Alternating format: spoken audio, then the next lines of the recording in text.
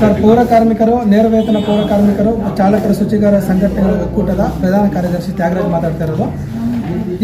ಈಗಾಗಲೇ ನಾವು IPD ಸಾಲಪ್ಪನವರ ವರದಿ ಬಗ್ಗೆ 1977ರಲ್ಲಿ ಸರ್ಕಾರನೇ ಆದೇಶ ಮಾಡಿದೆ. ಅದು 36 ಅಂಶಗಳ ಆದೇಶ ಮಾಡಿ 36 ಅಂಶಗಳನ್ನ ಒಳಗೊಂಡಂಥ ಆದೇಶ ಆಗಿರ್ತದೆ. ಅದನ್ನು ಇದುವರೆಗೂ ಎಲ್ಲೂ ಜಾರಿ ಮಾಡಿರೋದಿಲ್ಲ.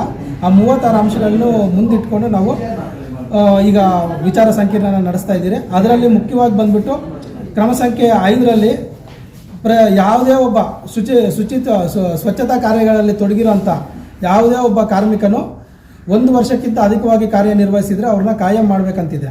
ಈ ರೀತಿ ಕಾರ್ಮಿಕರ ಸ್ಥಿತಿಗತಿಗಳ ಬಗ್ಗೆ 36 ಅಂಶಗಳನ್ನ IPD ಸಾಲಪ್ಪನವರು ಆದೇಶ ಮಾಡಿಸಿದ್ದಾರೆ.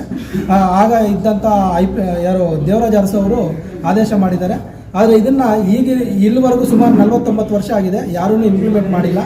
ಹಾಗಾಗಿ ಇದ್ರ ಬಗ್ಗೆ ಅರಿವು ಮೂಡಿಸೋದಕ್ಕೆ ಅಂತೇಳಿ ಪೌರ ಕಾರ್ಮಿಕರ ಸಮ್ಮುಖದಲ್ಲಿ ಮತ್ತು ಸಂಬಂಧಪಟ್ಟ ಇಲಾಖೆವಾರು ಮತ್ತು ಸರ್ಕಾರದ ಮಂತ್ರಿಗಳ ಸಮ್ಮುಖದಲ್ಲಿ ಈ ಒಂದು ವಿಚಾರ ಸಂಕಿರಣ 36 ಅಂಶಗಳ ವಿಚಾರ ಸಂಕಿರಣ ಮುಂದಿಟ್ಕೊಂಡು ಸ್ಥಿತಿಗತಿಗಳ ಬಗ್ಗೆ ಅವ್ರಿಗೆ ತಿಳಿಸಿ ಇದನ್ನು ಅನುಷ್ಠಾನಕ್ಕೆ ತರೋ ಒಂದು ಉದ್ದೇಶದಿಂದ ನಾವು ಈ ಒಂದು ವಿಚಾರ ಸಂಕಿರಣ ನಡೆಸ್ತಾ ಇದ್ದೀರಿ.